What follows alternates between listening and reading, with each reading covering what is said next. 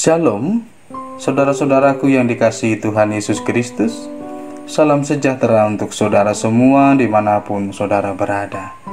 Damai dan sukacita oleh Roh Kudus melimpah senantiasa dalam hati dan kehidupan saudara.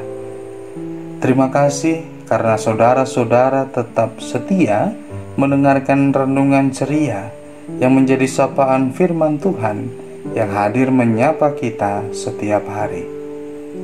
Renungan ceria pada hari ini akan kita renungkan melalui kesaksian firman Tuhan dalam surat 2 Timotius pasal yang keempat ayat yang kelima. Demikian, tetapi kuasailah dirimu dalam segala hal, sabarlah menderita, lakukanlah pekerjaan pemberitaan Injil, dan tunaikanlah tugas pelayananmu. Demikian firman Tuhan.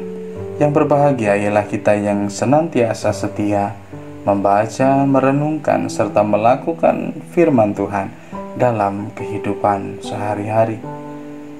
Saudara-saudara, dalam aspek pendidikan, selain mengasah daya intelektual, juga menjadi penting untuk mengasah daya kepribadian atau yang lebih dikenal dengan pendidikan kepribadian atau pendidikan karakter yang akan menempa mental generasi bangsa menjadi generasi yang tangguh, generasi yang dewasa.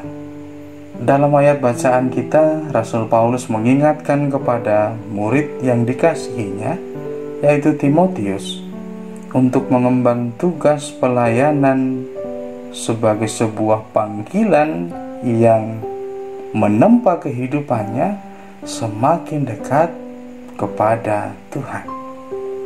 Ada beberapa hal yang menarik yang bisa kita renungkan. Yang pertama, Rasul Paulus mengarahkan kepada Timotius untuk selalu berpegang pada kebenaran. Ayat yang kedua, beritakanlah firman baik atau tidak baik waktunya, bahkan siap sedialah untuk itu. Nyatakanlah apa yang salah, tegurlah, dan nasihatilah dengan segala kesabaran dan pengajaran. Ini mungkin dilakukan hanya jika Timotius tetap berpegang pada kebenaran yang sejati, yaitu kebenaran Tuhan. Bagi kita saat ini, di tengah melewati pandemi virus COVID-19, di tengah perjuangan kita bersama, juga nampaknya situasi kemajuan teknologi menuntut kita untuk berjuang lebih keras dalam memberitakan kebenaran. Karena banyak orang yang lebih suka mendengarkan bualan-bualan yang tidak bertanggung jawab. Banyak orang yang lebih mudah terpengaruh pada berita-berita yang tidak baik.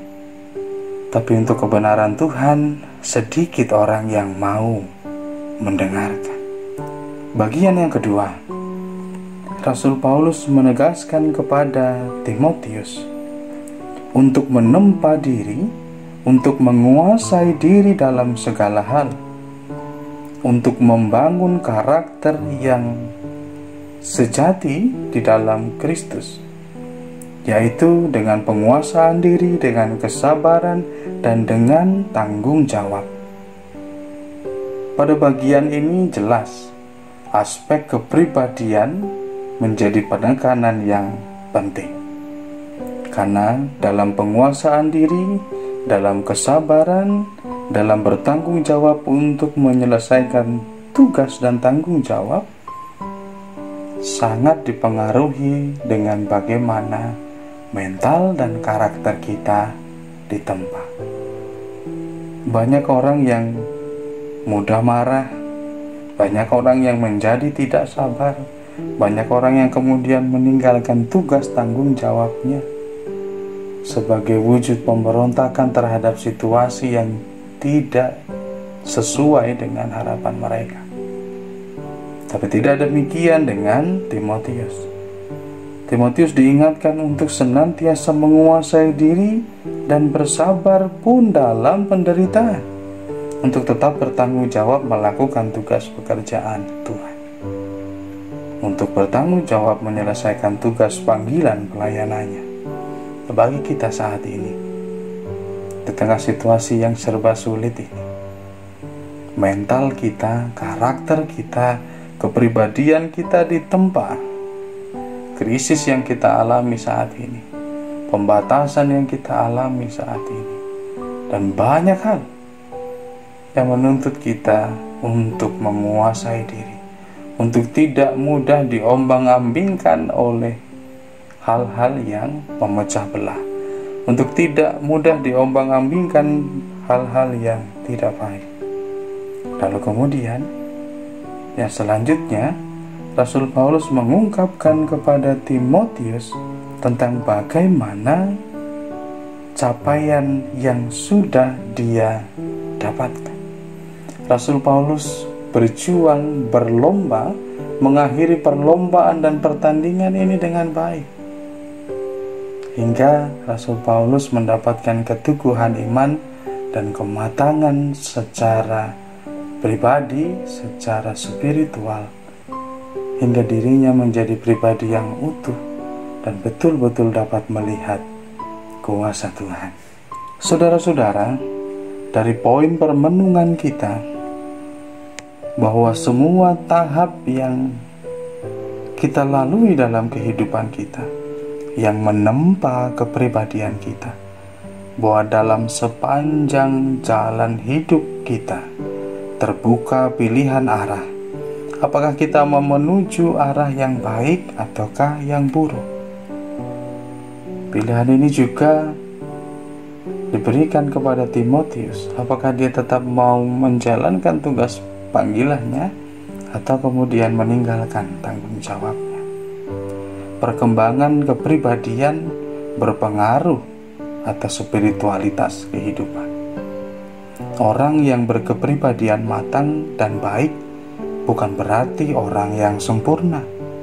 Ia juga penuh kelemahan, namun ia memanfaatkan kelemahannya untuk bertumbuh, memanfaatkan kesempatan untuk berkembang dalam krisis yang dia alami dengan anugerah Tuhan. Perkembangan kepribadian yang baik adalah buah dari anugerah Tuhan dan usaha manusia. Begitu juga dengan mengembangkan kepribadian. Pada tiap-tiap tahap krisis, kita dituntut untuk berlomba. Apakah kita kemudian menjadi lemah dan kalah, atau kita menjadi pemenang? Perpaduan antara usaha manusia dan anugerah Tuhan ini digambarkan oleh Rasul Paulus sebagai sebuah pertandingan yang baik. Dan ketika Rasul Paulus sudah menyelesaikan pertandingan ini dengan baik, ia menemukan satu anugerah yang besar, satu dampak yang besar dalam dirinya. Ia menjadi pribadi yang matang di dalam Tuhan. Saudara-saudara, di manakah pendidikan kepribadian ini paling tepat dilakukan? Tidak lain dan tidak bukan berasal dari rumah kita, berasal dari keluarga kita. Di sanalah pendidikan kepribadian, pendidikan karakter ini paling tepat untuk dilakukan, karena dari sanalah dimulai kehidupan seseorang, dimulai dari keluarga. Selamat menjadi pribadi-pribadi yang bertumbuh, selamat menjadi pribadi yang berkembang, selamat menjadi pribadi-pribadi yang utuh di dalam Tuhan, dengan pendidikan kepribadian di tengah-tengah keluarga. Tuhan memberkati, Tuhan menyertai. Amin.